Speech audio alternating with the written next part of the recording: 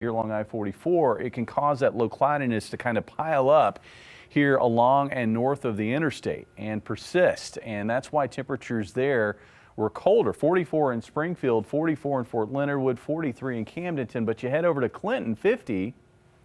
You head south of the interstate down into south central Missouri and into north central Arkansas. Temperatures there in the low to mid 50s this afternoon. So a bit of a range, and it all had to do with the cloud cover. Take a look at the month of March so far. I mentioned the warm start to the month. We had quite a few days here with highs at least 60 degrees. Early last week we had low 70s on the 5th and then on the 6th.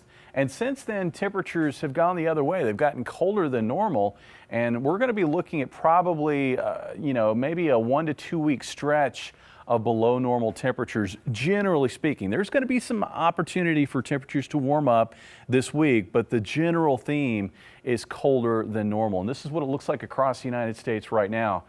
High temperatures today running about 5 to 15 degrees colder than normal here across the state of Missouri and across northern Arkansas. And this is going to be, again, the pattern that we find for the most part as we move forward this week. So we got this cold shot of air that has come in, actually kind of a weak front making its way south across Missouri right now and in northern Arkansas.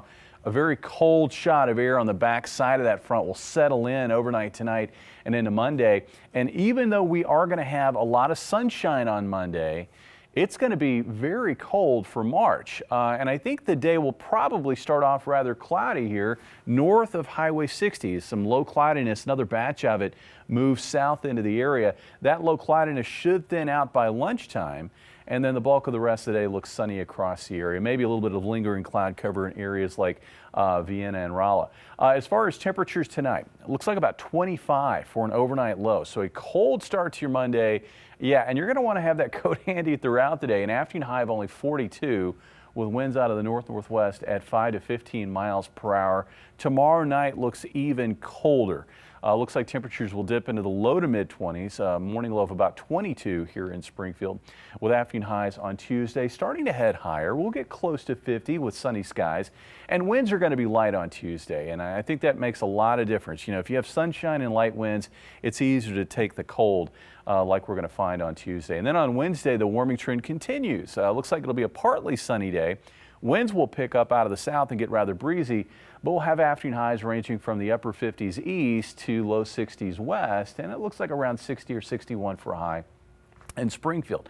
Now that warm up is ahead of another cold front, which will arrive late Thursday. And ahead of that front, as moisture moves north ahead of the front, that'll set the stage for, I think, a wet spell of weather, and it'll come with a risk of some thunderstorm activity. Now at this stage, instability levels don't look sufficiently high to support strong to severe storms. But again, there could be some rumbles of thunder with the shower activity that we find on Thursday. Will also come with some wind.